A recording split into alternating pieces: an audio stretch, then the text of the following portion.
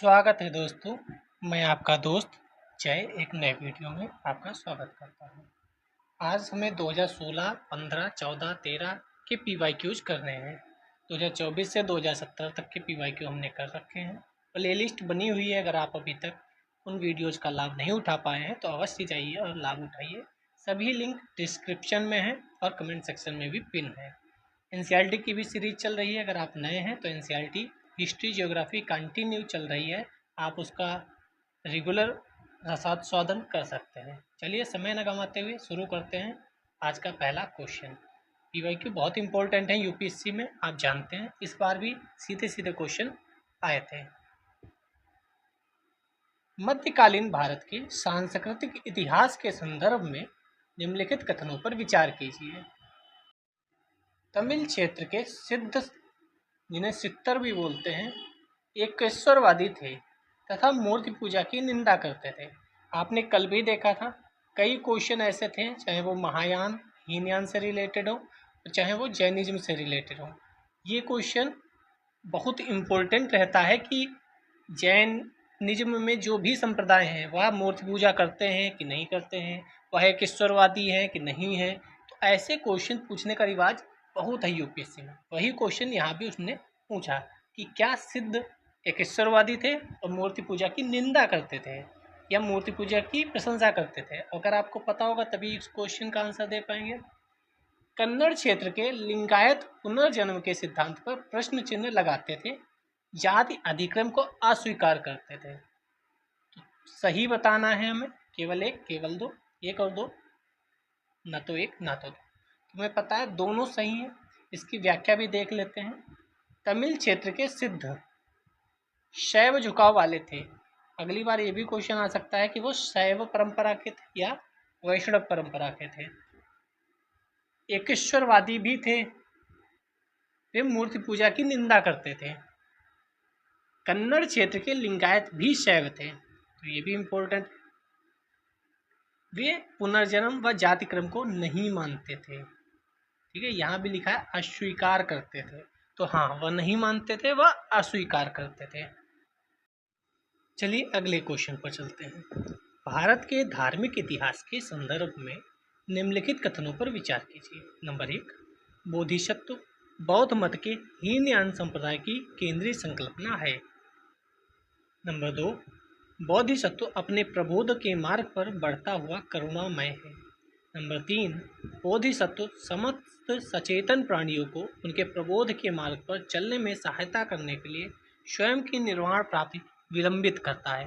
अगर आपने सभी वीडियोस देखे होंगे तो आपको पता है कल भी हमने बोधिसत्व पर ऐसा ही क्वेश्चन किया था। यानी ये 2016 में आया और इसके बाद भी क्वेश्चन आ चुका है। यानी पीवाईक्यू कितना इम्पोर्टेंट है, अगर आपने कल वाला देखा हो तो आपको पता होगा ये आ चुका है। तो बोधिसत्व क्या हीनयान से संबंधित थे या महायान से, अगर आप ये जान जाएंगे तो कई एलिमिनेशन हो सकते हैं। चलिए आंसर देखते हैं इसका क्या सही है। तो आंसर इसका सही है केवल 2 और 3, यानी पहला गलत है। क्यों? बस एक ही शब्द कि ये हीनयान से संबंधित है या महायान से। मैंने कल भी आपको वीडियो में बताया था कि ऐसे क्वेश्चन क्या सही है क्या गलत बहुत आसानी से हम उत्तर दे पाते हैं अगर हमने पीवाईक्यू का सही से एनालिसिस किया है। और आपको पता है ऐसा एनालिसिस कि एक एक चीज़ पे दिमाग लगाना कि हाँ ऐसा भी हो सकता है, ऐसा भी हो सकता है। कल भी ऐसे ही था, एक प्रश्न था जिसमें एक शब्द की वजह से ही वो गलत हो गया था कि ये संप्रदाय महायान से है या हीनयान से। बस आपको थोड़ा सा स्मार्ट स्टडी करने हैं, लेकिन उससे पहले संपूर्ण सिलेबस कंप्लीट करके नोट्स बना के रख लेने हैं, उसके बाद ही स्मार्ट स्टडी करनी है। ये नहीं कि आपको समझ में आ गया, आपके तो हम राजा हैं, अब सिलेबस हम पूरा नहीं करेंगे, हम तो बस, ऐसा नहीं होता है। सिलेबस आप कंप्लीट करिए, उसके बाद स्मार्ट स्टडी करना शुरू कीजिए। बौद्ध धर्म के महायान संप्रदाय का आदर्श बोधिसत्व है। बोधिसत्व दूसरे के कल्याण को प्राथमिकता देते हुए अपने निर्वाण में विलंब करते हैं। हीनयान का आदर्श अर्हत पद को प्राप्त करना है। जो व्यक्ति अपनी साधना से निर्वाण की प्राप्ति करते हैं उन्हें अर्हत कहा गया है। अगली बार अर्हत के बारे में पूछ लिया जाएगा, ठीक है, तो आपको अर्हत भी पता हो। ये किससे संबंधित है? ये हीनयान से संबंधित है। और बोधिसत्व किससे संबंधित है? महायान से संबंधित है। बोधिसत्व पे कई क्वेश्चन आ चुके हैं पीवाईक्यू में। बोधिसत्व मत का अनुसरण करने वाले लोग मुख्यतः पूर्वी एशिया में फैले हुए हैं। ठीक है, तिब्बत हो गया, चीन हो गया, मंगोलिया हो गया, ताइवान हो गया, कोरिया हो गया, जापान हो गया, दक्षिण पूर्वी वियतनाम हो गया में भी इनकी अच्छी खासी संख्या पाई जाती है। इस अवधारणा का प्रसार अब पश्चिमी देशों में भी होने लगा है। तो स्टेटमेंट क्या बनेगा यहाँ से कि सिर्फ बोधिसत्व पूर्वी एशिया में ही फैले हुए हैं, तो ये गलत होगा क्योंकि अब पश्चिमी देशों में भी फैलने लगे हैं। बोधिसत्व का अगर शब्द का अर्थ पूछें तो क्या है, संस्कृत के बोधि यानी जागना और सत्य का मतलब चेतन, जीव अवस्था, इन सबसे मिलकर बना है। हीनयान शाखा स्वयं के निर्माण पर केंद्रित रहती। सिंपल अगर हम समझें तो हीनयान का मतलब क्या है, हीन का मतलब है सेल्फ स्टडी, खुद से मेहनत करो और खुद निर्वाण प्राप्ति करो। महायान में क्या है कि बोधिसत्व जो है वो आपकी हेल्प करेंगे। जैसे एक टीचर कह सकते हैं, टीचर एक स्टूडेंट की हेल्प करता है उसकी पढ़ाई में। सेम यहाँ कह सकते हैं कि हीनयान शाखा स्वयं के निर्माण पर केंद्रित रहती है कि खुद का करो, और बोधिसत्व महायान में क्या है कि वह दूसरों, क्योंकि यहाँ स्टेटमेंट आप देखोगे साफ साफ लिखा है, बोधिसत्व समस्त सचेतन प्राणियों को उनके प्रबोध के मार्ग पर चलने में सहायता करने के लिए स्वयं की निर्माण प्राप्ति विलंबित कर देता है, यानी खुद को किनारे कर देता है और अपने जो भी दूसरे हैं उनकी सहायता करने में लग जाता है।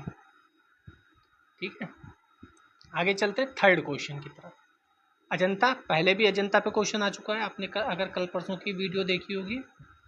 अजंता और महाबलीपुरम के रूप में ज्ञात दो ऐतिहासिक स्थानों में कौन सी बातें समान है। फिर से प्लेस आ गया, अगर आप नए हैं तो पीछे की वीडियो अवश्य देख कर आए, तभी मज़ा आएगा आपको एक लिंक में चलते हुए, और बहुत फ़ायदेमंद होने वाली है पूरी सीरीज। आप मतलब यकीन नहीं करेंगे, आप एक बार देख के ये सारी वीडियो, मज़ा आ जाएगा। नंबर 1 क्या कह रहे हैं, दोनों एक ही समय काल में निर्मित हुए हैं। क्या अजंता की गुफाएं और महाबलीपुरम एक ही काल में निर्मित हुआ है। दोनों का एक ही धार्मिक संप्रदाय से संबंध है, यानी क्या दोनों शैव संप्रदाय से हैं, या दोनों वैष्णव संप्रदाय से हैं, या दोनों बौद्ध संप्रदाय से हैं, या जैन संप्रदाय से हैं। दोनों में शिलाकृत स्मारक है, तो ये सही उत्तर चुनना है। ये भी आप ध्यान रखिएगा, सही उत्तर चुनना होता है या गलत उत्तर चुनना होता है, बहुत महत्वपूर्ण है। तो इसका आंसर चेक कर लेते हैं। बी इसका आंसर होगा, केवल 3 सही है, बाकी दोनों गलत हैं, यानी दोनों का एक ही धार्मिक संप्रदाय है, गलत। क्योंकि हमने अजंता को कल देखा था, अजंता में बौद्ध संप्रदाय के सोर्स भी हैं, जबकि महाबलीपुरम में विष्णु शिव मंदिर ही है। ठीक है, तो पहला तो ये हो गया। दोनों एक ही समय काल में निर्मित हुए, नहीं भाई, दोनों का काल अलग अलग है। चलो इसकी व्याख्या भी देख लेते हैं। अजंता बहुत महत्वपूर्ण है।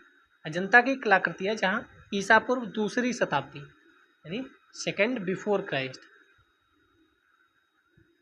मिलती है, वहीं महाबलीपुरम 7वीं सदी के मध्य में यानी 7th AD में मिलता है। पुनः अजंता की कलाकृतियों में बौद्ध संप्रदाय को महत्व मिला और महाबलीपुरम में हिंदू मंदिर, विष्णु शैव आदि का प्रमाण मिलता है। यानी एक ये भी लाइन आपको याद रखनी है यहाँ से, महाबलीपुरम में विष्णु और शिव दोनों के प्रमाण मिलते हैं। अगली बार क्वेश्चन क्या आ जाएगा कि महाबलीपुरम विष्णु जी के लिए ही प्रसिद्ध है, तो ये गलत होगा। विष्णु और शिव दोनों यहाँ पर लिखा हुआ है। दोनों शिलाकृत स्मारक, ये सही है। ठीक है, शिलाकृत एक पत्थर से। अब चलते हैं 2015 की तरफ, देखते हैं क्या है क्वेश्चन। हाल ही में निम्नलिखित में से किस एक भाषा को शास्त्रीय भाषा का दर्जा दिया गया है। तो आपको मैंने कल भी बताया था, करंट स्टैटिक लिंक करके हिस्ट्री में क्वेश्चन पूछे जाते हैं। जो कहते हैं हिस्ट्री सिर्फ और सिर्फ स्टैटिक है, तो वो यह ध्यान रखें कि करंट का भी ध्यान रखना पड़ता है। ये कौन सी है, ए। उड़िया जो है उसको भी लैंग्वेज का, क्लासिकल लैंग्वेज का दर्जा दिया गया है। पढ़ लेते हैं इसके बारे में। भारत सरकार द्वारा अब तक 6 भाषाओं को शास्त्रीय भाषा का दर्जा दिया गया है। कौन कौन सी हैं, तमिल, तेलुगु, संस्कृत, कन्नड़, मलयालम, उड़िया। यानी तमिल हो गया, तेलुगु हो गया, मलयालम हो गया, ये तीनों नीचे की हो गई। ठीक है, कन्नड़ हो गया, ये भी नीचे की। यानी हम अगर ऐसे करें तो तमिलनाडु की तमिल, केरल की मलयालम, आंध्रा तेलंगाना की तेलुगु, और इधर कर्नाटक की अपनी कन्नड़, ये हो गई। अब इसी के थोड़ा सा ऊपर चले, उड़िया भी हो गई। बाकी ऊपर जो हैं वो सब संस्कृत से ही निकली हैं अधिकतर भाषाएं, चाहे वो हिंदी हो, मराठी हो, गुजराती हो, बंगाली हो, तो वो संस्कृत एक विस्तृत संस्कृत को ही रख दिया गया है, जिससे सब कुछ उसमें ही समा जाए, क्योंकि संस्कृत से ही सब कुछ निकला हुआ है, ये कह सकते हैं। तो याद करने में इजी रहेगा। किसी भाषा को शास्त्रीय भाषा घोषित करने के लिए सरकार ने मानदंड तय किए गए हैं। ये मानदंड भी आ सकते हैं, मानदंड भी आ सकते हैं, क्योंकि यूपीएससी में ऐसे भी क्वेश्चन पूछने के रिवाज है। पढ़ लेते हैं। उस भाषा की आरंभिक लिखित सामग्री इतिहास बहुत प्राचीन हो, लगभग 1500 से 2000 वर्षों पुराना होना चाहिए। उस भाषा को बोलने वाली पीढ़ियाँ उस भाषा के साहित्य लिखित सामग्री को मूल्यवान विरासत समझती हैं। यानी जैसे हम समझते हैं कि हमारा जो रामायण संस्कृत में लिखी है वो बहुत महान है, महाभारत महान है, तो ऐसे ही विरासत को महान समझा जाए, ठीक है, मूल्यवान समझा जाए। गीता मूल्यवान समझते हैं हम लोग। उसकी साहित्य परंपरा मौलिक हो, किसी अन्य बोली समुदाय से ग्रहण ना गई हो, तो संस्कृत मौलिक ही है। तमिल तेलुगु भी मौलिक मानी गई है, और उड़िया को भी मौलिक माना गया, इसीलिए उन्हें यहाँ जगह दी गई है। शास्त्रीय भाषा और साहित्य आधुनिकता से अलग होने के कारण शास्त्रीय भाषा और इससे निकलने वाली दूसरी भाषाओं के बीच अंतर भी हो सकता है, तो इसमें कोई दिक्कत नहीं। चलिए आगे चलते हैं। निम्नलिखित युग्मों पर विचार कीजिए। एक तरफ तीर्थ स्थान है, दूसरी तरफ उनकी अवस्थित की गई है। श्री शैलम क्या नल्ला मल्ला पहाड़ियों पर है? तो आपको ये भी पता होना चाहिए ज्योग्राफी में कि कौन सी पहाड़ी कहाँ है, क्योंकि फिर राज्य भी पूछ सकता है। ओंकारेश्वर क्या सतमाला पहाड़ियों पर है? पुष्कर क्या महादेव पहाड़ियों पर है? आपको उत्तर देने हैं। चलिए देखते हैं कौन सा सही सुमेलित है। ये वाला आंसर सही है, केवल एक है वह सही है। पुष्कर तो हमें पता है, पुष्कर कहाँ है अगर आप थोड़ा सा दिमाग लगाएंगे तो। और महादेव पहाड़ियाँ कहाँ हैं ये भी आपको पता होना चाहिए। तो महादेव पहाड़ियाँ मध्य प्रदेश में है, और पुष्कर अपना राजस्थान में है, तो वो कहाँ से क्या कहते हैं सुमेलित होगा, तो ये गलत हो गया। ओंकारेश्वर भी गलत हो गया। नल्ला मल्ला पहाड़ियाँ ही केवल सही हैं। पढ़ लेते हैं इसकी भी व्याख्या। उपयुक्त तीर्थ स्थान और उसकी अवस्थिति में श्रीशैलम का संबंध नल्ला मल्ला के पहाड़ियों से है। श्रीशैलम नल्ला मल्ला पहाड़ियों पर अवस्थित है। यह एक प्रसिद्ध ज्योतिर्लिंग है। यहाँ शिव की आराधना होती है। ये भी क्वेश्चन आता रहता है, किसकी आराधना होती है? शिव की आराधना मल्लिकार्जुन नाम से होती है। आंध्र प्रदेश के कुर्नूल जिले में है। कुर्नूल से याद आया, आप बताएं कुर्नूल की गुफाओं में क्या मिला है, और कुर्नूल की गुफाएं किस समय की है? पूरा पाषाण के समय की हैं, मध्य पाषाण के समय की हैं, या नवपाषाण के समय की हैं, या इंडस वैली सिविलाइजेशन के समय की हैं? हमने एनसीईआरटी हिस्ट्री की जो पढ़ाई जा रही है उसमें बताया गया है आपको, या किस समय की हैं। आगे चलते हैं। श्रीशैलम शक्तिपीठ 51 शक्तिपीठों में से एक है। पुराणों की मान्यता के अनुसार शक्तिपीठ वहीं अस्तित्व में आए जहाँ जहाँ सती के अंग के टुकड़े, उनके धारण किए वस्त्र व आभूषण किए फिरे थे।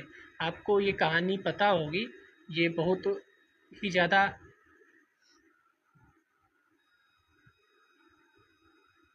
दिल दहलाने देने वाली भी कहानी है कि मतलब 51 शक्तिपीठ हैं, इसका मतलब है 51 जगह या तो अंग के टुकड़े गिरे या वस्त्र आभूषण गिरे। मतलब बहुत ज़्यादा दर्द विदारक भी घटना भी है। अगर आपने नहीं ये सुनी है तो आपको गूगल पे जाके इसको देखना चाहिए, पढ़ना चाहिए।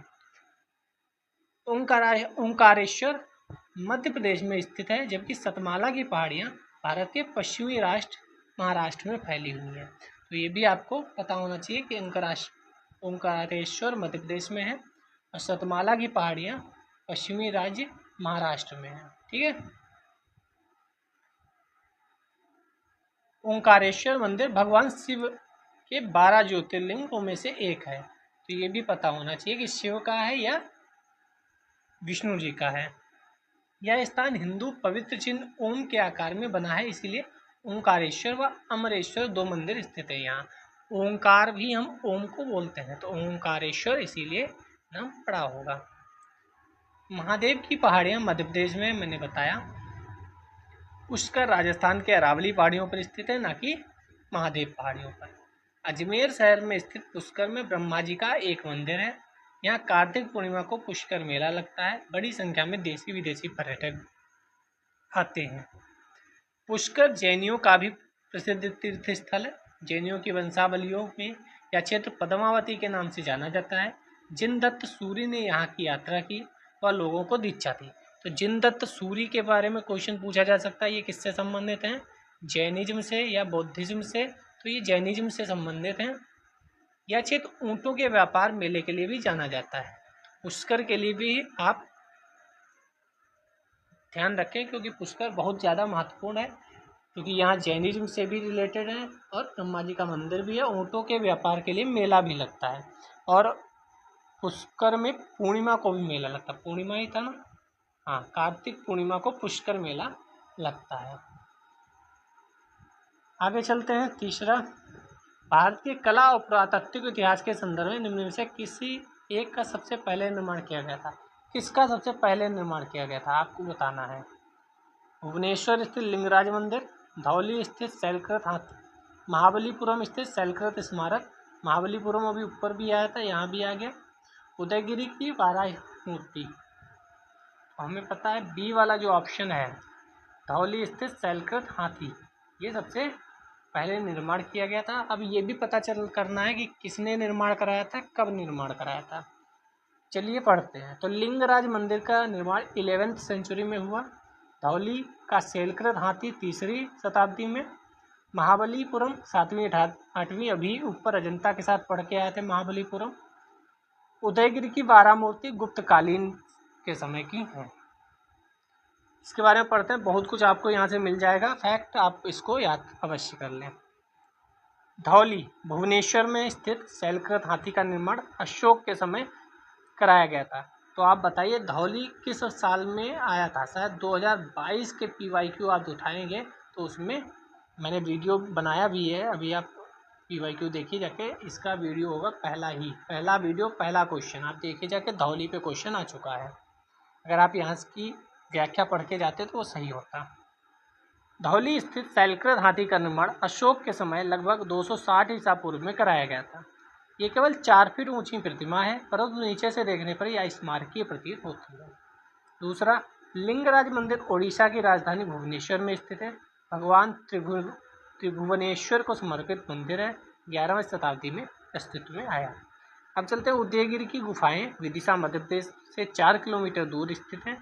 गुफा क्रमांक 5 में विष्णु को वाराह अवतार में उत्कीर्ण किया गया है। उदयगिरी की गुफा संख्या 5 को वाराह गुफा के नाम से जाना जाता है। पत्थरों को काट कर वाराह अवतार की मूर्ति बनाई गई है। ठीक है, भगवान हिरण्यकश्यप, ये तो सबको पता है। उदयगिरी की पहाड़ियाँ उड़ीसा में भुवनेश्वर व कटक जिले के निकट से प्राप्त होती हैं। 18 गुफाएं मिली हैं। गुफाएं जैन भिक्षुओं के आवासीय प्रयोजनों के लिए राजा खारवेल द्वारा बनवाई गई थी। उदयगिरी की ये गुफाएं 2री शताब्दी ईसा पूर्व बनाई गई थी। राजा खारवेल जो थे उन्होंने उदयगिरी और एक और गिरी है, वो आपने पढ़ा होगा, आपके नोट्स में होगा, उसका नाम कमेंट सेक्शन में बताइएगा। उदयगिरी और एक और है जगह, वहाँ दोनों जगह उन्होंने खूब गुफाओं में मंदिर का निर्माण कराए हैं। महाबलीपुरम का भव्य रथ गुफा मंदिर 7वीं 8वीं शताब्दी में पल्लव राजा नरसिंह वर्मन प्रथम द्वारा निर्मित कराया गया था। तो नरसिंह वर्मन प्रथम, महेंद्र वर्मन, ये दोनों, और नरसिंह वर्मन द्वितीय या तृतीय जो भी है, बहुत ज़्यादा महत्वपूर्ण है। महेंद्र वर्मन पर इसी साल क्वेश्चन आया भी था UPSC 2025 प्रीलिम्स में। तो ये पल्लव, चोल, चालुक्य, ये सब पांड्य बहुत महत्वपूर्ण है। राष्ट्रकूट, वाकटक सब आपको पता होना चाहिए। सातवाहन ने भी बहुत ज़्यादा आर्ट एंड कल्चर में योगदान दिया है, तो वह भी आपको पता होना चाहिए। कलमकारी चित्रकला निर्दिष्ट करती है। कलमकारी चित्रकला के बारे में पढ़ लेते हैं। दक्षिण भारत में सूती वस्त्र पर हाथ से की गई चित्रकारी है। पूर्वोत्तर भारत में बांस के हस्तशिल्प पर हाथ से किया गया चित्रांकन है। भारत के पश्चिमी हिमालय क्षेत्र में ऊनी वस्त्र पर ठप्पे से की गई चित्रकारी है, या उत्तर पश्चिमी भारत में सजावटी रेशम की वस्त्र पर हाथ से की गई चित्रकारी है। आपको बताना है कलमकारी चित्रकारी इसमें से क्या है। तो नंबर ए सही होगा। दक्षिण भारत में सूती वस्त्र पर हाथ से की गई चित्रकारी को कलमकारी चित्रकारी कहते हैं। पढ़ लेते हैं थोड़ा। कलमकारी एक हस्तकला का प्रकार है जिसमें हाथ से सूती कपड़े पर रंगीन ब्लॉक से छाप बनाई जाती है। इसमें सब्जियों के रंगों से धार्मिक चित्र बनाए जाते हैं। ये इम्पोर्टेंट लाइन है, तो अगली बार ये पूछा जा सकता है। दक्षिण भारत के आंध्र प्रदेश में प्रचलित है। कलम से की जाने वाली कारीगरी को कलमकारी कहते हैं। कलमकारी शब्द का प्रयोग कला एवं निर्मित कपड़े दोनों के लिए किया जाता है। भारत एवं ईरान में प्रचलित है। ये भी लाइन अब याद होनी चाहिए। भारत में कलमकारी के मुख्यतः दो रूप विकसित हैं। एक मछलीपट्टनम कलमकारी, द्वितीय श्रीकला हस्ती कलमकारी आंध्र प्रदेश। तो मछलीपट्टनम तो अंग्रेजों के समय और फ्रेंच के समय भी बहुत इम्पोर्टेंट प्लेस था। सर्वप्रथम वस्तु को रात भर गाय के गोबर के घोल में डुबो कर रखा जाता है। अगले दिन धूप में सुखाकर दूध और माड़ के घोल में डुबाया जाता है नरम करने के लिए। ठीक है, ये पेड़ों पत्तों तनों की ठीक है, बहुत मतलब मेहनत का भी काम है, ध्यान रखिएगा। एक कलमकारी चित्रकला महत्वपूर्ण भी है। चलते हैं 2014 के क्वेश्चन पे। शक संवत पर आधारित राष्ट्रीय पंचांग का एक चैत्र ग्रिगोरियन कैलेंडर पर आधारित 365 दिन के सामान्य वर्ष की निम्नलिखित तिथियों में से किस एक के तदनुरूप है? 22 मार्च या 21 मार्च, 15 मई या 16 मई, 31 मार्च या 30 मार्च, 21 अप्रैल या 20 अप्रैल। चलिए इसका आंसर देख लेते हैं। ए होगा 22 मार्च या 21 मार्च, जो ऑप्शन है वह सही होगा। कुषाण शासक कनिष्क, इसके बारे में हमने एनसीईआरटी में बात की थी। 78 ईस्वी में एक संवत चलाया। कुषाण राजा कनिष्क जो है वो कश्मीर से बिलोंग करता था। मेरठ भी उसकी राजधानी थी और उधर पेशावर जो कि पाकिस्तान में वह भी राजधानी थी। इसका प्रथम महीना चैत्र 22 मार्च अथवा 21 मार्च से आरंभ होता है। इस संवत का नाम शक संवत था। वर्तमान में भारत सरकार द्वारा इसी संवत का प्रयोग किया जाता है। मोस्ट इम्पोर्टेंट लाइन, भारत सरकार के द्वारा शक संवत का ही प्रयोग किया जाता है। हिंदू महीनों में वर्ष को निम्नलिखित से विभाजित किया गया है। आपको ये सब पता होना चाहिए। चैत बैसाख ज्येष्ठ आषाढ़ श्रावण भाद्रपद आश्विन कार्तिक माघशीर पौष माघ फाल्गुन। चैत्र से शुरू होती है कहानी और फाल्गुन तक जाती है। शक संवत के अलावा विक्रम संवत भी समय गणना की एक प्रणाली है। विक्रमादित्य जी ने इसको शुरू किया था। संवत 57 ईसा पूर्व से आरंभ होता है। उज्जैन के सम्राट विक्रमादित्य को माना जाता है। 12 महीने का एक वर्ष, 7 दिन का एक सप्ताह रखने का प्रचलन विक्रम संवत से ही शुरू हुआ है। ये भी आपको पता होना चाहिए। और मजे की बात यह है, विक्रमादित्य ने ये शुरू कब किया था, तो किसको हरा कर, उन्होंने किसी को हराया था। वो कौन लोग थे जिनको हरा कर इन्होंने विक्रम संवत तब से ही शुरू किया था। ये भी एनसीईआरटी में हम पढ़ेंगे। फतेहपुर सीकरी का इबादत खाना क्या था? फतेहपुर सीकरी से ऊपर भी पीवाईक्यू में क्वेश्चन आ चुका है, अकबर वाला। फतेहपुर सीकरी का इबादत खाना क्या था? राज परिवार के इस्तेमाल के लिए मस्जिद थी या अकबर का निजी प्रार्थना कक्ष था? इबादत शब्द से ही आप समझ सकते हैं कि क्या है। ये थोड़ा सा इजी क्वेश्चन बन रहे हैं क्योंकि 2014 में हम प्रवेश कर चुके हैं। 2014 में थोड़ा सा तो इजी क्वेश्चन बनते ही थे। आज के परिप्रेक्ष्य में देखें तो कंपेयर करें, वह भवन जिसमें विभिन्न धर्मों के विद्वानों के साथ अकबर चर्चा करता था, ये भी हो सकता है। वह कमरा जिसमें विभिन्न धर्म वाले कुलीन जन धार्मिक बातों के विचारार्थ जमा होते थे, ये भी हो सकता है। चलिए कौन सा सही है? सी सही है। वह भवन जिसमें विभिन्न धर्मों के विद्वानों के साथ अकबर चर्चा करता था, उसे इबादत खाना कहा जाता है। अब ये अगर जिसने नहीं पढ़ा है वो कौन सा लगाएगा? बी क्वेश्चन का आंसर लगाएगा कि वह निजी प्रार्थना कक्ष था, क्योंकि इबादत करना और प्रार्थना करना सेम ही बातें होती हैं। तो बी नहीं है यहाँ पर, सी ऑप्शन सही है। पढ़ लेते हैं क्योंकि यहाँ से पीवाईक्यू बनने के पीवाईक्यू से नए क्वेश्चन बनने के चांस बढ़ जाते हैं। अपनी प्रजा को धार्मिक स्वतंत्रता प्रदान कर अकबर ने इस्लाम धर्म के मूल तथ्यों को समझने की उत्सुकता व्यक्त की।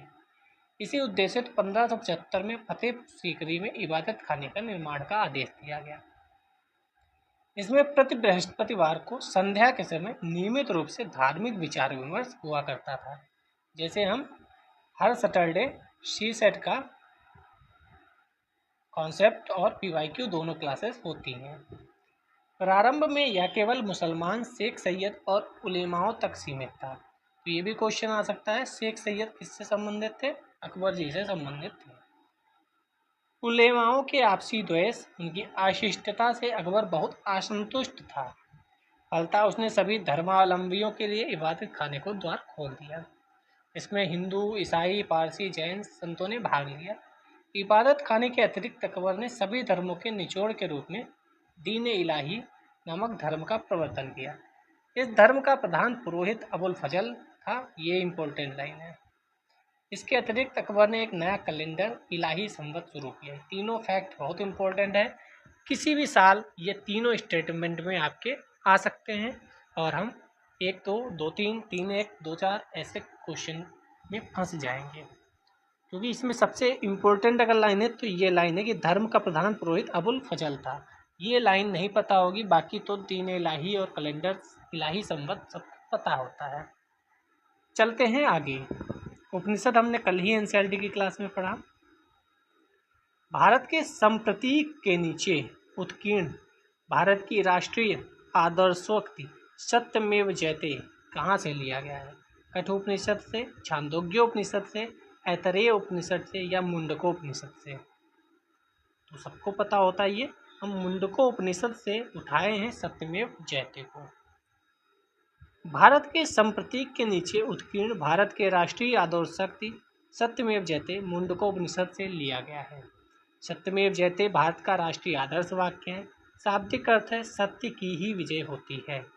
भारत के राष्ट्रीय प्रतीक सारनाथ के सिंह स्तंभ के नीचे देवनागरी लिपि में अंकित है। तो सारनाथ स्तंभ जो है वह अकबर ने बनवाया था या किसी और ने बनवाया था। मुंडकोपनिषद अथर्ववेद से संबंधित उपनिषद है। जैसे 4 वेद हैं हमारे पास, ऋग्वेद, सामवेद, अथर्ववेद, यजुर्वेद। इन चारों वेदों से संबंधित उनके उपनिषद भी हैं, चारों वेदों से संबंधित उनके ब्राह्मण भी हैं। ये भी आप जहाँ भी पढ़ रहे होंगे वहाँ उन्होंने पढ़ाया होगा फाउंडेशन बैच में। अथर्ववेद के उपनिषदों में मुंडकोपनिषद, मांडुक्योपनिषद, प्रश्नोपनिषद प्रमुख है। ये अथर्ववेद के उपनिषद हैं। मुंडकोपनिषद में यज्ञों को टूटी फूटी नौकाओं के समान कहा गया है, ज्ञान की महत्ता को बताया गया है। हालांकि ये इतना इम्पोर्टेंट नहीं है, ये लाइन इम्पोर्टेंट है, आप नोट डाउन कर लें। आगे चलते हैं तो भारत के निम्नलिखित नगरों पर विचार कीजिए। फिर से प्लेस आ गया, भद्राचलम, चंदेरी, कांचीपुरम, करनाल कौन से पारंपरिक साड़ी वस्त्र उत्पादन के लिए विख्यात हैं? पारंपरिक साड़ी वस्त्र उत्पादन के लिए 1 और 2, 1 2 3, 2 3, 1 3 4, यानी आप एक भी एलिमिनेट कर देंगे तो ये क्वेश्चन का आंसर आ जाएगा। एक भी एलिमिनेट कर देंगे, इसका आंसर देखते हैं। बी इसका आंसर हो, यानी ए ही गलत है, 1 गलत है, 1 गलत है। भद्राचलम नहीं है इसमें, करनाल भी नहीं है। अच्छा 4 ऑप्शन दिए थे, सॉरी 1 2 1 2 3 1 3 4 था यहाँ पे। तो इसमें केवल अगर 1 हम एलिमिनेट कर देते हैं, 1 यहाँ भी है, 1 यहाँ भी है, 1 यहाँ भी है, तो हमें अपने आप आंसर मिल जाता। चंदेरी की साड़ी और कांचीपुरम की साड़ी क्या? व्याख्या पढ़ लेते हैं। अलग अलग शैलियों की साड़ियों में कांजीवरम साड़ी, बनारस साड़ी, पटोला साड़ी, हकोबा मुख्य है। मध्य प्रदेश की चंदेरी, महेश्वरी, असम की मूंगा रेशम, उड़ीसा की बोमकई, राजस्थान की बंधेज, गुजरात की कठोटा पटोला, बिहार की तसर, छत्तीसगढ़ की कोसा रेशमी साड़ी, महाराष्ट्र की पैठानी, तमिलनाडु की कांजीवरम, उत्तर प्रदेश की तांची, जामदानी, जामवर, बनारसी, पश्चिम बंगाल की बालूचरी प्रमुख है। तो ये आप अगर याद कर पाएँ तो आप याद कर सकते हैं, वरना तो स्किप करना ही पड़ेगा। भद्राचलम तेलंगाना में अवस्थित है। श्री रामचंद्र सीता स्वामी मंदिर के कारण प्रसिद्ध है। ये अगली बार क्वेश्चन आ सकता है। श्री रामचंद्र सीता स्वामी मंदिर कहाँ है? तो भद्राचलम तेलंगाना में है। करनाल हरियाणा राज्य का एक शहर है जो यमुना नदी के प्राचीन किनारे के ऊंचे भाग पर स्थित है।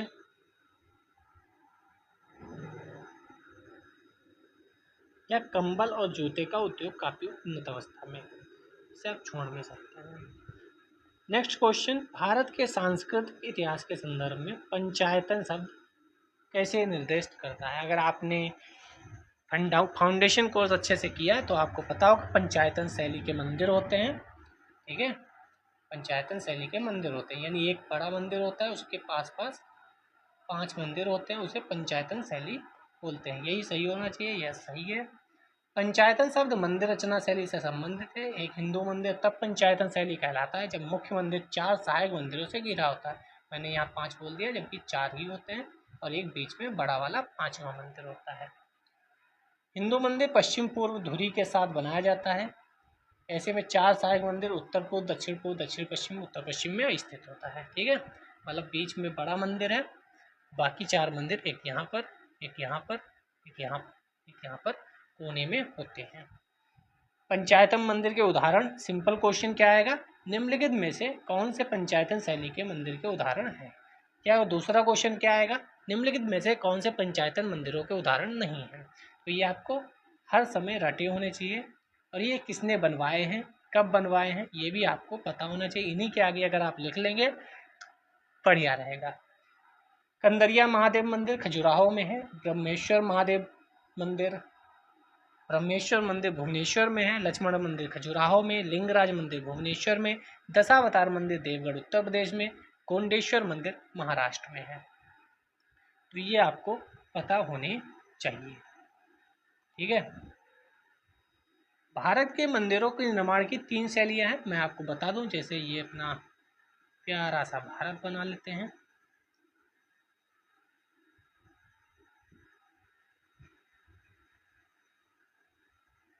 इधर अपना पूर्वोत्तर भारत, पूरा इधर वाला विभाग अपना है, इधर जगह नहीं है इसलिए बन नहीं पाया। तो अगर इस लाइन को ऐसे ड्रॉ कर दें तो इसके ऊपर या थोड़ा सा नीचे भी ड्रॉ कर दें या यहाँ पे ड्रॉ करें तो बेहतर रहेगा कि इसके ऊपर जो भी पार्ट है, यहाँ जो भी मंदिर बने हैं वो कौन से मंदिर हैं, नागर शैली के मंदिर हैं। ठीक है, फिर उसके बाद अगर यहाँ पर आए तो यहाँ पर जो मंदिर बने हैं वो कौन से हैं, द्रविड़ शैली के मंदिर हैं। ठीक है, और फिर अगर हम बीच में ये बात करें, बीच में है तो इधर की भी विशेषताएं हैं, इधर की भी विशेषताएं हैं, तो उसे बेसर शैली के मंदिर या मिश्रित शैली के मंदिर कहेंगे।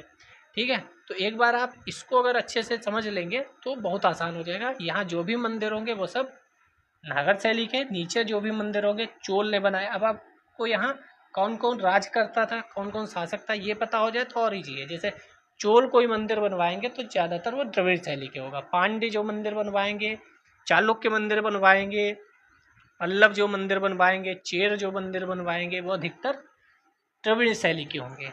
यहाँ पर पहले सबसे सातवाहना ने राज किया, उन्होंने जो मंदिर बनवाए होंगे तो बेसर शैली के बनवाए होंगे, या इक्ष्वाकु वंश आया, या राष्ट्रकूट आया, वाकटक आया, ये लोग जो भी बनवाए होंगे वो सब मंदिर बेसर शैली के ही होंगे।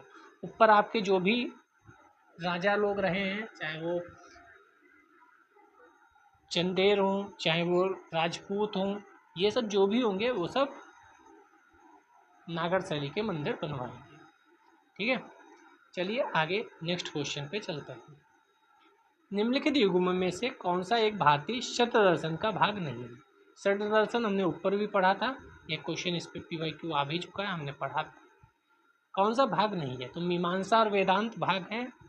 लोकायत कापालिक, लोकायतन से अभी पढ़ के आए हैं, लोकायतन कहीं पढ़ा था, यही होना चाहिए। लोकायतन तो अभी हम लोकायत संप्रदाय बौद्ध में पढ़ के आए या जैनिज्म में पढ़ के आए? आप बताइए, इसको बौद्ध में पढ़ के आए थे या जैनिज्म में?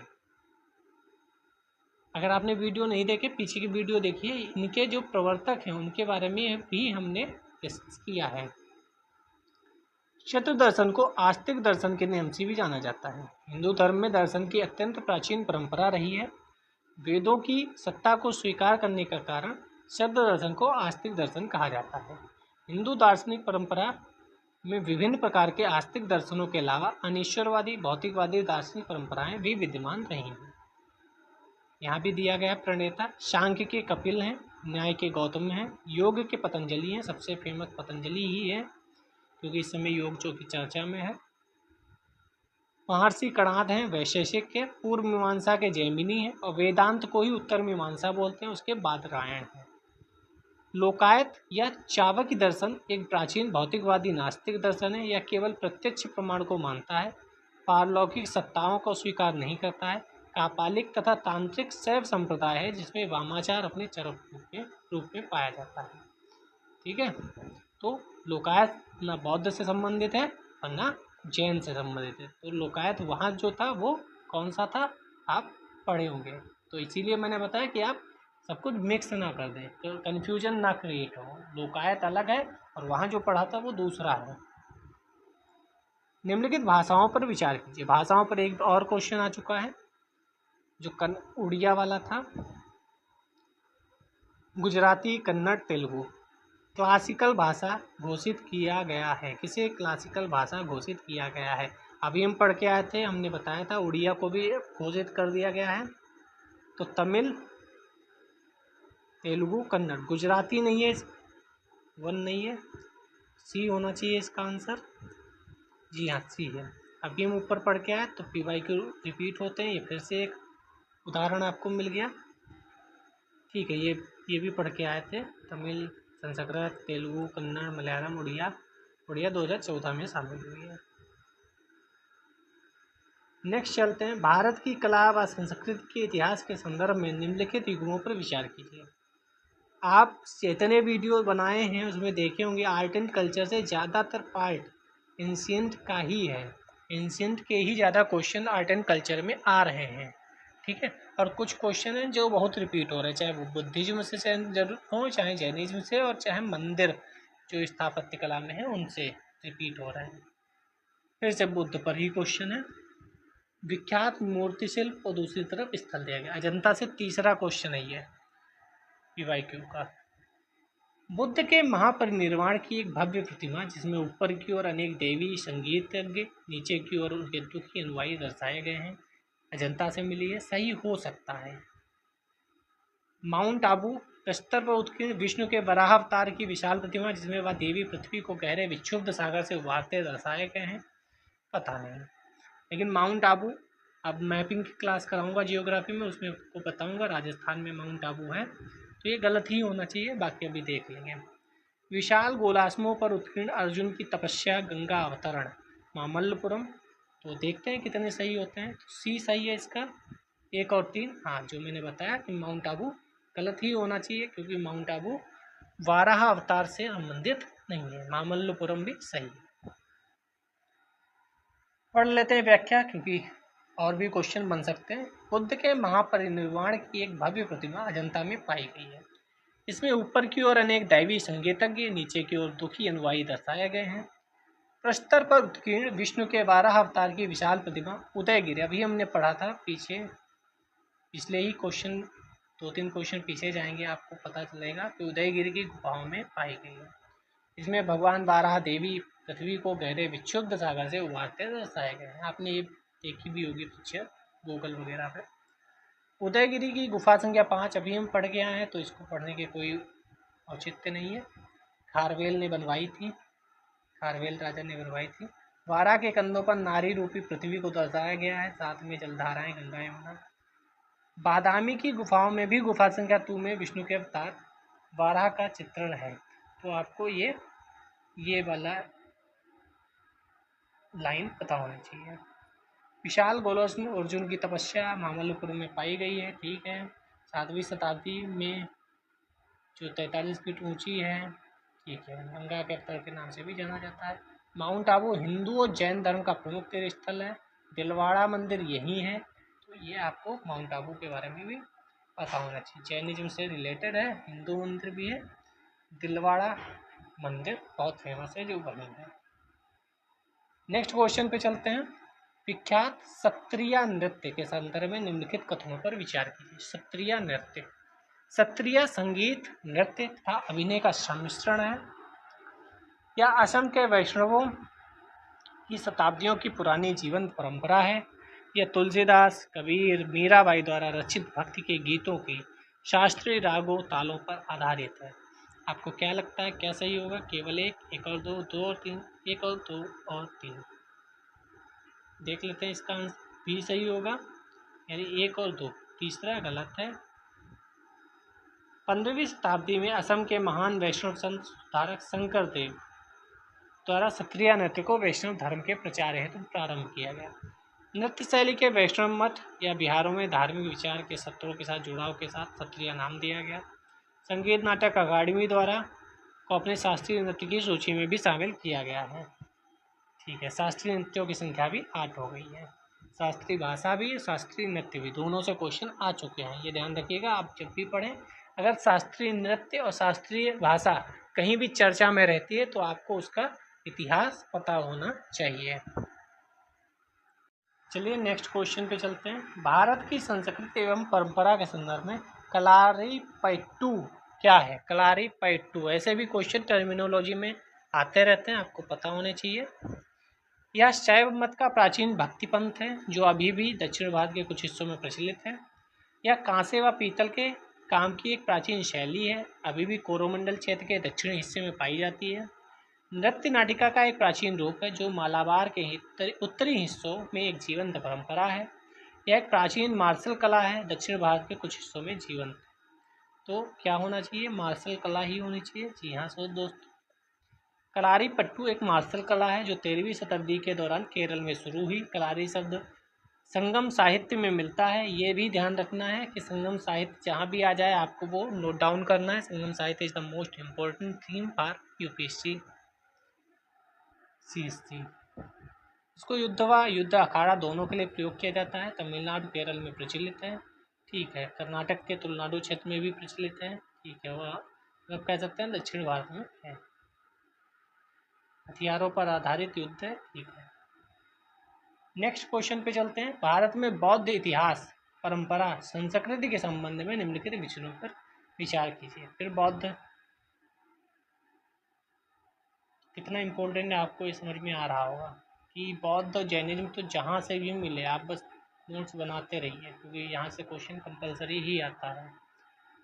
विख्यात तीर्थ स्थल, अवस्थान, फिर वही ऐसे ऊपर भी हमने अभी देखा था, कई क्वेश्चन इस टाइप के पूछे गए हैं। टाबो मठ व मंदिर स्पीति घाटी में है। लाहौत्सव लाखांग मंदिर जंस्कार घाटी में है। अलची मंदिर लद्दाख में है।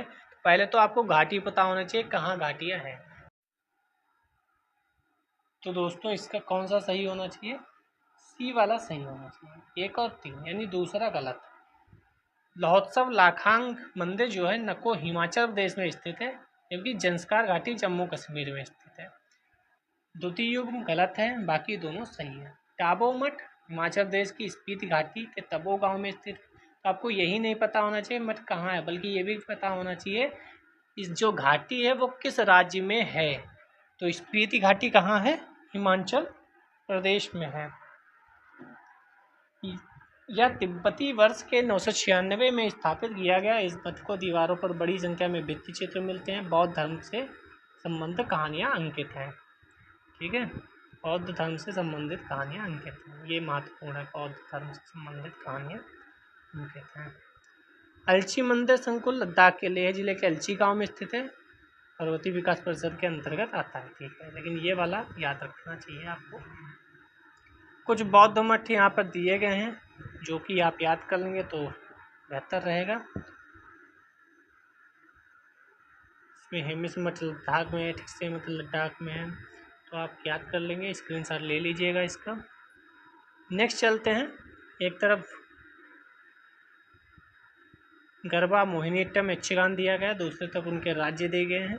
तो गरबा क्या गुजरात का है? सबको पता होगा, सबको दया रानी याद आ गई होंगी, सबको तारक मेहता का उल्टा चश्मा याद आ गया होगा। मोहिनीअट्टम क्या उड़ीसा का है? इसमें थोड़ा सा डाउट लग रहा है। यक्षगान क्या कर्नाटक का है? चलिए देख लेते हैं कौन सा सही है इसका। सी वाला सही है, यानी 1 और 3 जो मैंने बोला। मोहिनीअट्टम उड़ीसा का है, ये डाउट लग रहा था, यही गलत है। मोहिनीअट्टम केरल का, हाँ केरल का है, मैं सही हूँ, केरल का है। बाकी यहाँ कुछ नृत्य दिए गए हैं, उनको आप अवश्य याद कर लें।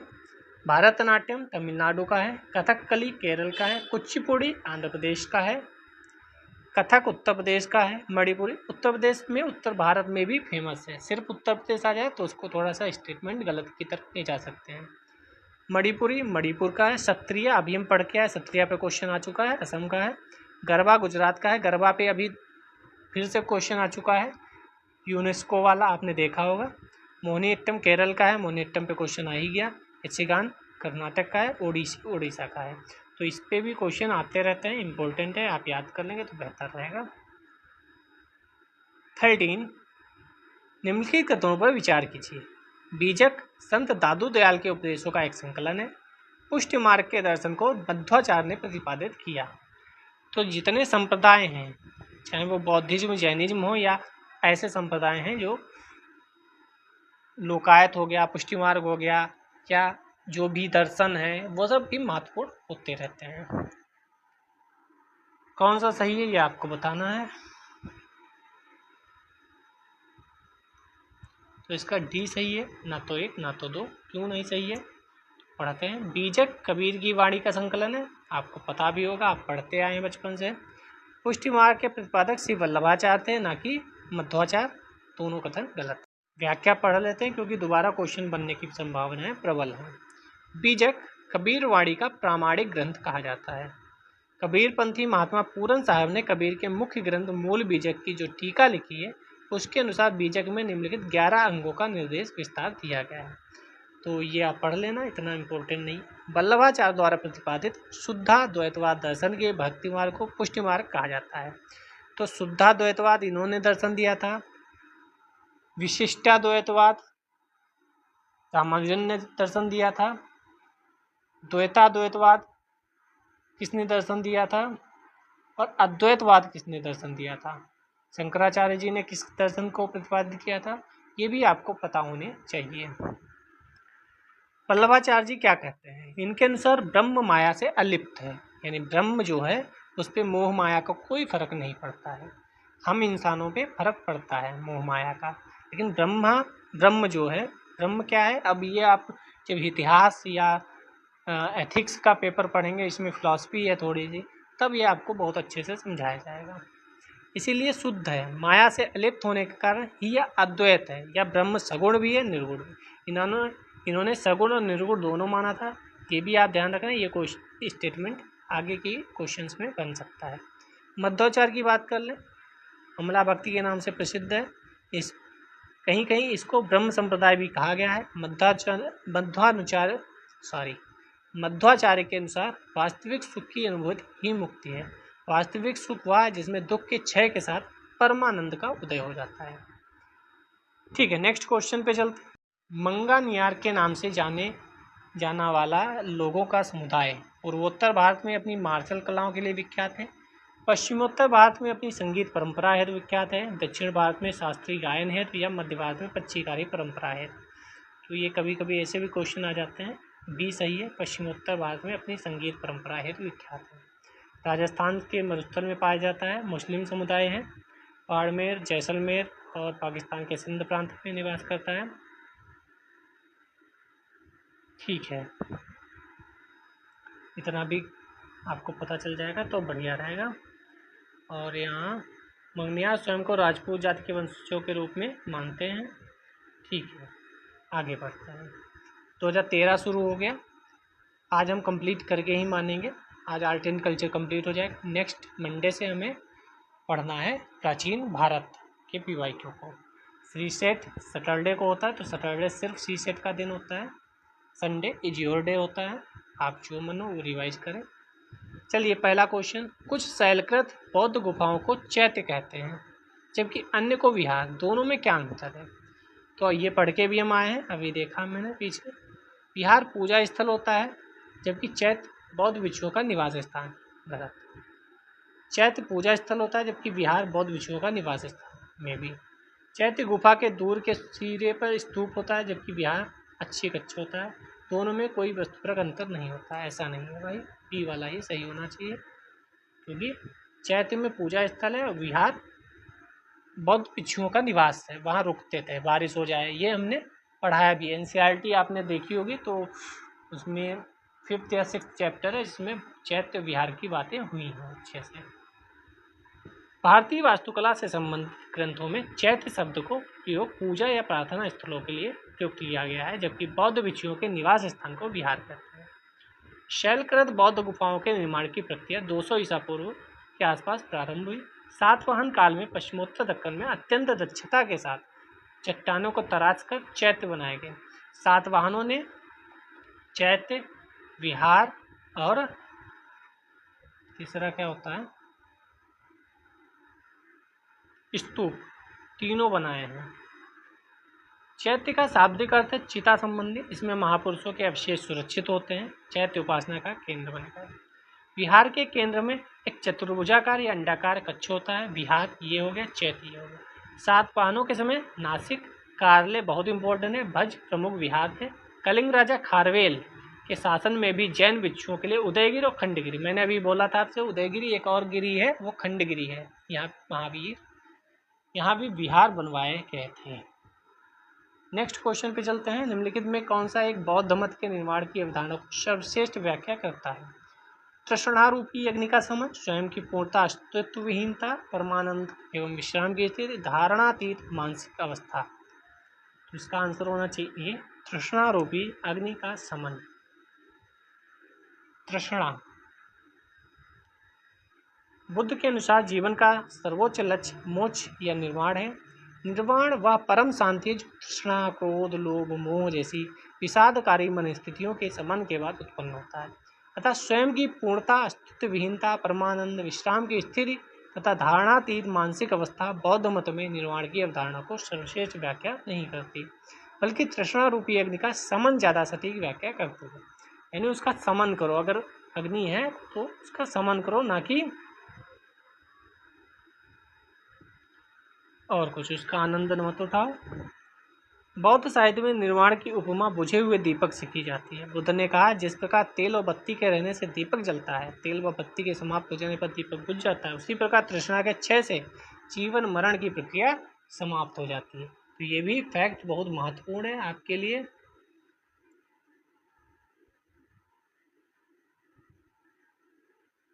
आगे चलते हैं नेक्स्ट क्वेश्चन की तरफ।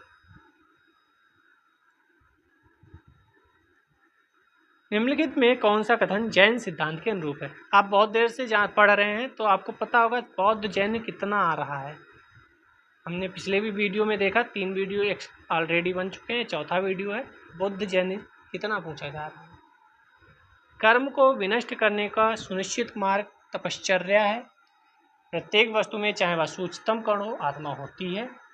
कर्म आत्मा का विनाशक है, अवश्य इसका अंत करना चाहिए।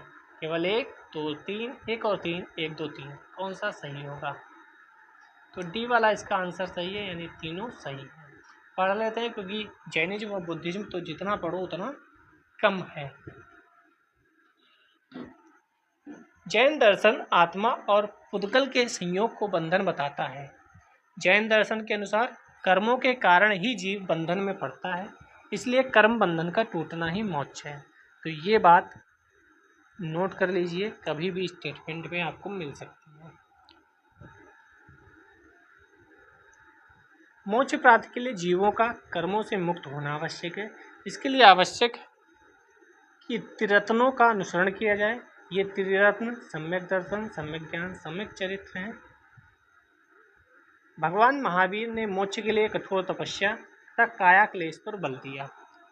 जैन सिद्धांत सृष्टि के कण कण में जीवों के वास को स्वीकार करता है। फैक्ट इम्पोर्टेंट है, आपको याद होना चाहिए। इनके अनुसार व्यक्ति के संसार की ओर खींचे जाने के कारण कर्म है। इस सिद्धांत में कर्म को बंधन का कारण तथा सूक्ष्मतम तत्व भू तत्व माना गया है। नेक्स्ट क्वेश्चन की तरफ चलते हैं।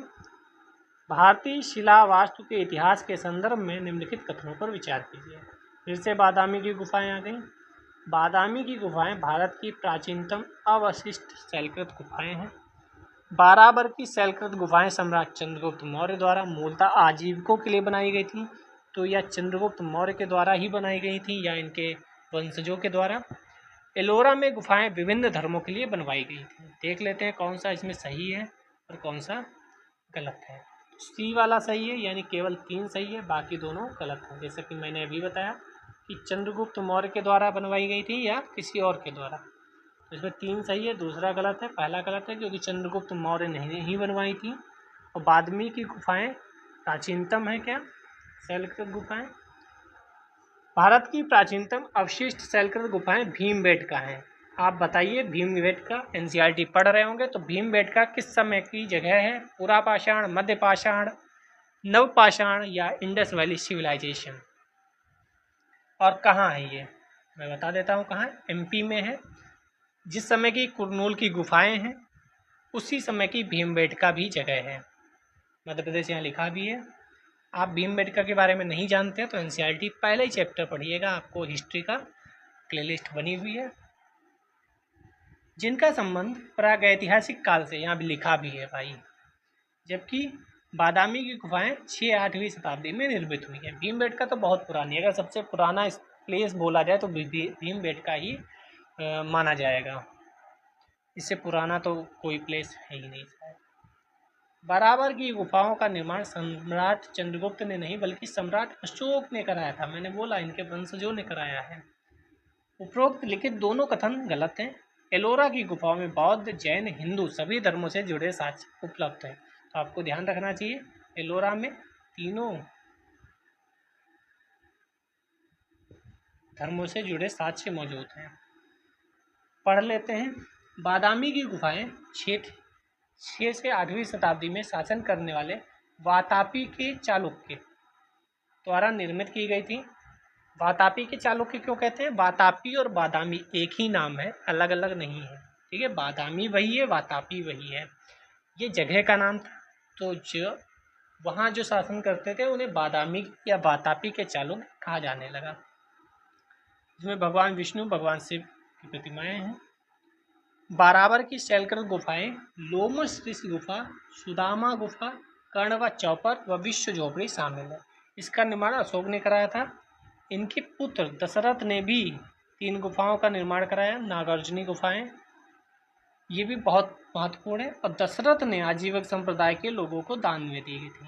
तो यहाँ जो 2 स्टेटमेंट को मर्ज कर दिया गया था, तो आजीवकों का संबंध दशरथ से है और बराबर की गुफाओं में अशोक ने वो किया था। तो ये आपको पता होना चाहिए। एलोरा की गुफाओं का निर्माण 7 से 12वीं शताब्दी के मध्य हुआ। महाराष्ट्र के औरंगाबाद जिले में है। ठीक है, बौद्ध और हिंदू और जैन तीनों से ये भी संबंधित है। आगे चलते हैं। क्वेश्चन, भारत के सांस्कृतिक इतिहास के संदर्भ में नृत्य एवं नाट्य कला की एक मुद्रा जिसे त्रिभंग कहा जाता है, मोस्ट इम्पोर्टेंट, त्रिभंग पता भी होगा आपको, प्राचीन काल से आज तक भारतीय कलाकारों को अति प्रिय रही है। तो त्रिभंग मुद्रा क्या है? एक पांव मोड़ा जाता है, देह थोड़ी किंतु विपरीत दिशा में कटी एवं ग्रीवा पर वक्र की जाती है। या मुख्य अभिव्यंजना, हस्त मुद्राएं, आसज्जा, कतिपय महाकाव्य ऐतिहासिक पात्रों को प्रतीकात्मक रूप से व्यक्त करने के लिए संयोजित की जाती है। देह, मुख, हस्तों की गति का प्रयोग स्वयं को अभिव्यक्त करने अथवा कथा कहने के लिए किया जाता है। अगला है मंद स्मृति, थोड़ी वक्र कटी, कतिपय हस्त मुद्राओं पर बल दिया जाता है प्रेम श्रृंगार की अनुभूतियों को अभिव्यक्त करने के लिए। यही सही होगा, सबको पता है ये क्वेश्चन। तो त्रिभंग, भारतीय नाट्य परंपरा में त्रिभंग मुद्रा के तहत ऐसी आकृति बनाई जाती है जिसमें एक पैर मोड़ा जाता है, देह कटे हुए ग्रीवा पर वक्र की जाती है। त्रिभंग मुद्रा पारंपरिक भारतीय मूर्तिकला में प्रयोग किया जाता है। इस मुद्रा में एक पांव मोड़ा जाता है, देह थोड़ी किंतु विपरीत, ये तो पढ़ चुके हैं। ठीक है, त्रिभंग मुद्रा में शरीर का आकार इस तरीके का हो जाता है। ठीक है, ओडिशा से संबंधित है। ओडिसी नृत्य गतिविधियाँ की तकनीकें 2 आधारभूत मुद्राओं चौक और त्रिभंग के आसपास निर्मित होती हैं। त्रिभंग एक स्त्रियोचित मुद्रा है जिसमें शरीर गले, धड़, घुटने पर मुड़ा होता। चलिए नेक्स्ट क्वेश्चन पे चलते हैं। स्थलों पर विचार कीजिए। फिर से स्थल आ गया। अजंता का क्वेश्चन शायद 4th टाइम्स अजंता आया है चर्चा में, PYQ। अजंता की गुफाएं, लेपाक्षी मंदिर, सांची स्तूप, भित्ति चित्रकला के लिए कौन सा जाना जाता है? देख लेते हैं कौन सा भित्ति चित्रकला के लिए जाना जाता है। केवल बुई 1 और 2 यानी सांची स्तूप भित्ति चित्रकला के लिए नहीं जाना जाता। अजंता की गुफाएं व लेपाक्षी मंदिर भित्ति चित्रकला यानी वॉल पेंटिंग के लिए जाने जाते हैं। वॉल पेंटिंग, दीवालों पर जो पेंटिंग है वो। सांची का स्तूप आंशिक रूप से भित्ति चित्रकला को भी धारण करता है, परंतु यह उसकी महत्वपूर्ण विशेषता नहीं है। ठीक है। प्रागैतिहासिक काल से ही मिट्टी के बर्तनों, दीवारों आदि पर चित्रकारी की जा रही है। हमने एनसीईआरटी की क्लास में देखा, भीमबेटका भी देखा। लगभग 3री-4री शताब्दी में एक बौद्ध ग्रंथ विनय पिटक कई ऐसे विहार ग्रहों का प्रमाण देता है जहाँ चित्रकक्ष हैं। साथ ही महाभारत, रामायण के प्रसंगों में भी भित्ति चित्र का वर्णन मिलता है। ये इंपॉर्टेंट लाइन हो जाती है। महाराष्ट्र के औरंगाबाद में स्थित अजंता गुफाओं में भी शानदार भित्ति चित्रकला दिखाई पड़ती है। अजंता में भी है। ठीक है, बौद्ध धर्म से संबंधित है। लेपाक्षी मंदिर आंध्र प्रदेश में है। भगवान विष्णु, शिव, वीरभद्र को समर्पित 3 मंदिर हैं, तो ये भी इम्पोर्टेंट है। लेपाक्षी मंदिर, लेपाक्षी मंदिर में अभी अभी कोई बड़ा नेता गया था दर्शन करने। खैर आगे चलते हैं। लेपाक्षी मंदिर जाना चाहिए। भारत में दार्शनिक विचार के इतिहास के संबंध में शांक्य संप्रदाय से संबंधित निम्नलिखित कथनों पर विचार कीजिए। शांक्य संप्रदाय अभी हमने देखा था, इनके प्रतिपादक कौन थे, आप कमेंट में बताइएगा। सांख्य पुनर्जन्म व आत्मा के आवागमन के सिद्धांत को स्वीकार नहीं करता। क्या ऐसा है? सांख्य की मान्यता है कि आत्मज्ञान ही मोक्ष की ओर ले जाता है, न कि कोई ब्रह्म बाह्य प्रभाव अथवा कारक, यानी अंतर मन के द्वारा जो चीजें हैं वही यहाँ मानी गई हैं। क्या ये सही है? नहीं, केवल 2 सही है, पहला गलत है, क्योंकि हमें पता है ये सब आस्तिक दर्शन वाले हैं, तो ये मानते हैं। इसको पढ़ लेते हैं इनके बारे में। कपिल मुनि द्वारा प्रवर्तित दर्शन है, पुनर्जन्म व आत्मा के आवागमन के सिद्धांत को स्वीकार किया है। ठीक है, 6 प्रकार के दर्शन है, फिर वही सब बताया जाएगा, तो आप इसको पढ़ लेंगे पॉज करके। 12 में प्रवेश करते हैं, आज ख़त्म करना है आर्ट एंड कल्चर पूरा। इसके बाद 11 का है बस। मध्ययुगीन भारत के धार्मिक इतिहास के संदर्भ में सूफी संत निम्नलिखित में से किस तरह के आचरण का निर्वाह करते थे? ध्यान साधना व श्वास नियमन, एकांत में कठोर योगिक व्यायाम, श्रोताओं में आध्यात्मिक हर्षोन्माद उत्पन्न करने के लिए पवित्र गीतों का गायन। तो आपको लग रहा होगा तीनों सही हैं। जी हाँ, क्योंकि तीनों का समावेश करते थे सूफी संत। पढ़ लेते हैं। मध्ययुगीन सूफी संतों के आचरण के संबंध में तीनों कथन सही है। सूफीवाद इस्लाम के भीतर ही एक सुधारवादी आंदोलन के रूप ईरान से शुरू हुआ था। दिल्ली सल्तनत की स्थापना के पूर्व सूफी सिलसिले का आगमन हो चुका था। यानी ये बहुत अच्छी क्रोनोलॉजी बन सकती है कि भारत में दिल्ली सल्तनत की स्थापना के पूर्व सूफी सिलसिले का आगमन हो चुका था। वो जो क्रोनोलॉजी में क्वेश्चन पूछे जाते हैं ये भी दे देगा, और हम समझ नहीं पाएंगे कहाँ से आया। बाद को डिस्कशन होगा तो पता चलेगा PYQ से ही तो था। 12वीं शताब्दी तक सूफी सभ्यताएं 12 सिलसिलों में विभाजित हो गया था। चिश्ती, सोहरावर्दी, कादरी, सत्तारी, नक्शबंदी आदि थे, आप सुनते भी होंगे।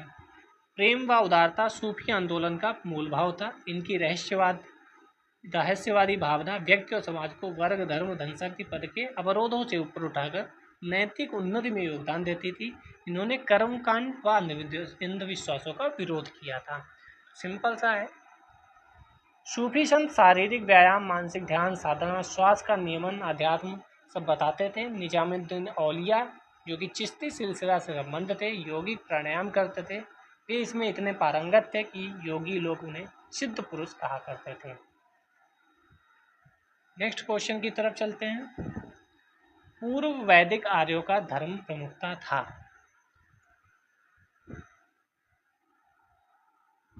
तो जब आप एनसीईआरटी में पढ़ेंगे तो आपको पता चलेगा वो प्रकृति पूजा करते थे और कुंड भी मिले हैं, यहाँ यज्ञ किया जाता था। सी ही सही होना चाहिए। मूर्ति पूजा नहीं थी तब, प्रकृति पूजा थी और यज्ञ कुंड मिले हुए हैं। तो आप बताइए कि इंडस वैली सिविलाइजेशन में कहाँ से यज्ञ कुंड मिला था? एनसीईआरटी में हमने पढ़ा है। प्रकृति पूजा एवं यज्ञ ही आर्यों के धर्म की मुख्य विशेषता थी। एक वैदिक आर्यों का प्रारंभिक जीवन कबायली था, उनके देवता भी प्राकृतिक शक्तियों के प्रतीक थे। तो तो वैदिक परंपरा की बात हो रही है। यास्क ने अपने ग्रंथ निरुक्त, हमें बहुत इंपॉर्टेंट हो जाता है ये लाइन। ऋग्वैदिक देवताओं की मंडली बनाई है जिनकी संख्या 33 है। उन्हें आकाश, अंतरिक्ष, पृथ्वी के देवताओं के रूप में विभाजित किया जाता है। इंद्र सबसे ज़्यादा इन्हीं के ऊपर लिखे गए हैं सूक्त। इंद्र इनका सबसे प्रमुख देवता था, जिसे किलों को तोड़ने वाला पुरंदर कहा गया है। इनके अतिरिक्त अग्नि, वरुण, सोम, मरुत, अश्विन सब हैं। देवियों की संख्या बहुत कम थी पर थी। उषा, अदिति, अपाला। ऋग्वैदिक काल में बहुदेववाद का प्रचलन मिलता है। ये स्टेटमेंट भी आपके लिए इम्पोर्टेंट है, आप नोट्स बना सकते हैं ऋग्वेद की यहाँ से पूरे। फिर एक समय में एक ही देवता को प्रमुखता दी गई, इसके बाद एक ही देवता को प्रमुखता दी गई। स्तुति पाठ करना, बलि अर्पित कर देवताओं की स्तुतियाँ की जाती थी। पशु, अन्न, धन, धान्य पाने की कामना करते थे। लोग आध्यात्मिक उत्थान या जन्म मृत्यु के कष्टों से मुक्ति के लिए पूजा पाठ नहीं करते थे, बल्कि किस लिए करते थे? संतति, पशु, अन्न, धन, धान्य इनके लिए करते थे। इनके लिए लौकिक था पूजा, पारलौकिक नहीं। मतलब ये नहीं कि हम मरने के बाद स्वर्ग मिले, मरने के बाद ये हो वो हो, ये कष्ट निर्वाण प्राप्त हो जाए, ऐसा कुछ नहीं था। बल्कि वो लड़का हो, पशु अच्छे हों, अन्न हो, धान्य हो, आरोग्य हो, ये सब काम के लिए पूजा करते थे। भक्ति व मूर्ति पूजा परवर्ती काल की देन है। गुप्त काल में जब धार्मिक स्थिति जटिल व सामंती स्वरूप ग्रहण करने लगी तो मूर्ति पूजा का प्रादुर्भाव हुआ। गुप्त काल के समय मूर्ति पूजा ज़्यादा चर्चा में आई। नेक्स्ट चलते हैं। प्राचीन भारतीय इतिहास के संदर्भ में निम्नलिखित में से कौन सा बौद्ध धर्म और जैन धर्म दोनों में समान रूप से विद्यमान था? तब दोनों का करना था, भोग की यति का परिहार दोनों में था, वेद प्रामाण्य के प्रति अनास्था दोनों में थी, कर्मकांडों की फलता का निषेध दोनों में था। कितने सही हैं? तो पी सही है, 2 और 3, यानी पहला गलत है। पहला गलत क्यों है? क्योंकि भोग जो लिखा है वो थोड़ा डिस्टर्ब कर रहा है चीज़ें। जैन धर्म व बौद्ध धर्म का प्रचार लगभग एक ही समय में हुआ। दोनों का उद्देश्य तत्कालीन धार्मिक सामाजिक कुरीतियों बुराइयों का उन्मूलन करना था। आचरण व्यवहार के मामले में जैन धर्म बौद्ध धर्म के सापेक्ष ज़्यादा कठोर है, क्योंकि जैनिज्म हम एनसीईआरटी में पढ़े भी हैं कि जैनिज्म थोड़ा सा ज़्यादा कठोर है, इसलिए प्रथम कथन गलत है। दोनों में समानताएं क्या हैं, दोनों में असमानताएं क्या हैं? आप पूरा ये नोट्स बना सकते हैं, यहीं से बहुत ज़्यादा आपके लिए लाभदायक हो जाएगा। तो पहला समानताएं क्या हैं कि दोनों ब्राह्मण धर्म के प्रमुख ग्रंथ वेदों को प्रामाणिकता को स्वीकार नहीं करते, उन्हें ज्ञान का अंतिम स्रोत मानते हैं। ठीक है, ना ही उन्हें ज्ञान का अंतिम स्रोत मानते हैं। ये कहा जाता है वेद इंसानों ने ही लिखे हैं, ये मानते हैं लोग। दोनों ही धर्म कर्मकांड की फलवत्ता का निषेध करते हैं। ईश्वर को सृष्टि का निर्माता नहीं मानते हैं। दोनों को नास्तिक धर्म के रूप में माना जाता है। दोनों संसार त्याग पर जोर देते हैं कि संसार त्याग दे दो, तपस्वी बन जाओ। गृहस्थ धर्म की आवश्यकता को भी समान रूप से स्वीकार करते हैं, लेकिन यह भी कहा जाता है कि गृहस्थ धर्म भी जरूरी है। दोनों धर्मों में सदाचार, अहिंसा, कर्मवाद, पुनर्जन्म पर विश्वास रखते हैं। दोनों धर्म, ये लाइन इंपॉर्टेंट है, दोनों ही पुनर्जन्म पर विश्वास करते हैं। असमानताएं क्या हैं? जैन धर्म का मूल स्वरूप बौद्ध धर्म से कहीं अधिक प्राचीन है। जैन धर्म का मूल स्वरूप, क्योंकि 24वें तीर्थंकर जिस समय थे उस समय की हम लोग बात करते हैं, तो इससे पहले कहा जाता है 23 तीर्थंकर और थे, तो इसका मतलब बहुत पुराना धर्म ये कहा जाता है, प्राचीन की बात की जाती है। लेकिन अब उनकी साक्ष्य मिले हैं या नहीं, ये चर्चा का विषय है। जैन धर्म आत्मा के अस्तित्व में विश्वास करता है, परंतु बौद्ध धर्म अनात्मवादी है। तो हमें यहाँ से फैक्ट ये पता होना चाहिए, जैन धर्म आत्मा के अस्तित्व में विश्वास करता है कि हाँ आत्मा होती है। वैसे दोनों धर्म अहिंसावादी हैं, परंतु व्यवहार में बौद्ध धर्म की अपेक्षा जैन धर्म अहिंसा पर अधिक जोर देता है। हमने एनसीईआरटी में पढ़ा भी है कि ये लोग कई बार तो खेती ना करने की भी बात करते हैं। ये लोग अपने मुंह पर कपड़ा लगाकर चलते हैं, जिससे कोई मच्छर वगैरह ना चले जाए मुंह में, कोई अहिंसा ना हो जाए। मतलब बहुत ही ज़्यादा अहिंसावादी हैं। दोनों धर्मों के निर्वाण प्राप्ति के साधनों में भी भिन्नता है। जैन धर्म के अनुसार तपस्या, उपवास, कायाक्लेश आदि से ही मोक्ष प्राप्त हो सकता है। बौद्ध धर्म मध्यम मार्ग पर जोर देता है। उनके अनुसार अत्यधिक शारीरिक कष्ट, विलासमय जीवन दोनों ही अवांछनीय है। जैन धर्म त्रिरत्न के अनुसरण की बात करता है। बौद्ध धर्म अष्टांगिक मार्ग के आचरण की जोर देता है। आपने पढ़ा होगा जहाँ भी आप पढ़ रहे होंगे। नेक्स्ट चलते हैं, सदियों से भारत में जीवित रही एक प्रमुख परंपरा ध्रुपद, कौन सा सही है? तो ध्रुपद की उत्पत्ति विकास मुगल काल में राजपूत राज्य में हुआ। ध्रुपद प्रमुखता भक्ति और अध्यात्म का संगीत है। ध्रुपद आलाप मंत्रों से लिए गए संस्कृत अक्षरों पर आधारित है। तो इनमें से कौन सा सही होगा? केवल बी सही होगा। 2 और 3 पहला गलत है। मुगल काल में नहीं हुई उत्पत्ति, बल्कि मुगल काल में अपनी पराकाष्ठा पर पहुंचा था। ये बहुत महत्वपूर्ण है, इनको आपको पता होना चाहिए। भरत मुनि के नाट्य शास्त्र के अनुसार वर्ण, अलंकार, गान क्रिया, यति, वाणी, लय आदि जहाँ ध्रुव रूप में परस्पर संबद्ध रहे, उन गीतों को ध्रुवा कहा गया है। जिन पदों में उक्त नियम का निर्वाह हो रहा है उन्हें ध्रुपद या ध्रुव पद कहा जाता है। शास्त्रीय संगीत के पद, ख्याल, ध्रुपद आदि का जन्म ब्रजभूमि में होने के कारण इन सबकी भाषा ब्रज है। ध्रुपद का विषय समग्र रूप से ब्रज का रास है। कालांतर में मुगल काल में उर्दू की शब्दावली का प्रभाव भी इस पर पड़ा। बाकी आलाप मंत्रों के लिए संस्कृत अक्षरों पर आधारित है। स्वामी हरिदास जी ने सर्वप्रथम इनके वर्गीकरण व शास्त्रीकरण का प्रयास किया। ध्रुपद की मूल उत्पत्ति वैदिक काल में देखी जा सकती है। आधुनिक ध्रुपद स्वतंत्रता ग्वालियर जैसे क्षेत्र में विकसित हुआ है। तो ग्वालियर अभी कहीं चर्चा में था, कहाँ चर्चा में था आपको पता होगा। 16वीं शताब्दी में यह लोकप्रियता के शिखर पर पहुंच गया। आजकल के समय में ध्रुपद एकल गायक या गायकों के एक समूह द्वारा पखावज या मृदंग की थाप पर गाया जाता है, जबकि पहले तबले का प्रयोग किया जाता था। आपको ये भी स्टेटमेंट पता होना चाहिए क्योंकि ध्रुपद पे क्वेश्चन बन सकता है। कुचिपुड़ी भरतनाट्यम नृत्यों के बीच क्या भेद है? अभी हम पढ़ के आए थे कुचिपुड़ी और भरतनाट्यम। कुचिपुड़ी नृत्य में नर्तक प्रासंगिक रूप से कथोपकथन का प्रयोग करते हैं, जबकि भरतनाट्यम में कथोपकथन का प्रयोग नहीं किया जाता। पीतल की तस्तरी की धार पर पैर रख नृत्य करने की परंपरा भरतनाट्यम की विशिष्टता है, जबकि कुचिपुड़ी नृत्य में इस प्रकार की कोई क्रिया का स्थान नहीं है। तो हम देखते हैं कौन सा इसका आंसर है।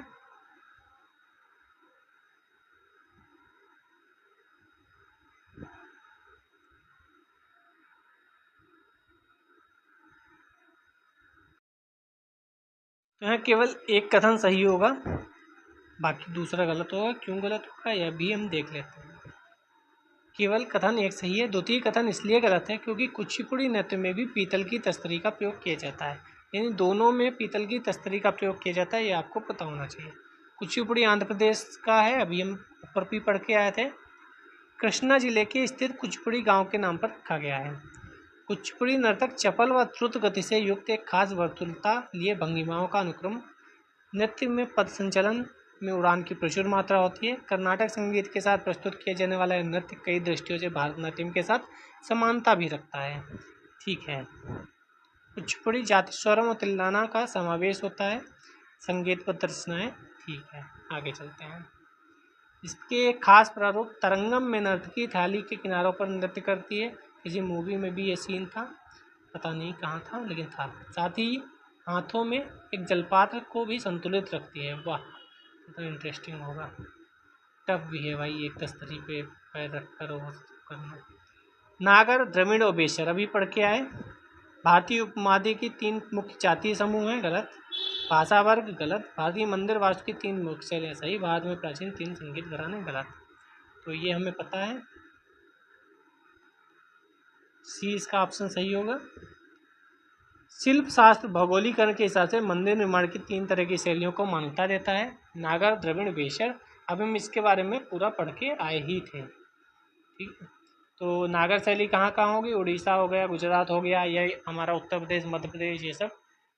द्रविड़ शैली कहाँ होगी? कृष्णा नदी से कन्याकुमारी तक नीचे वाले पार्ट में ये पाई जाती है। ठीक है, इसमें क्या क्या होता है? तो द्रविड़ शैली में जो निचला भाग होता है वो वर्गाकार होता है, इसके ऊपर मंदिर बना होगा।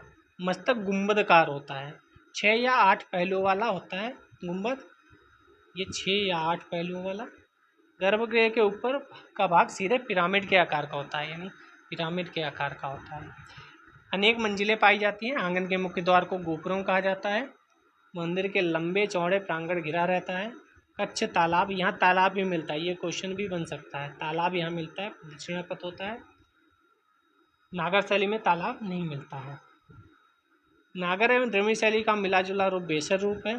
होयसल वंश के राजाओं ने शुरू किया, ठीक है।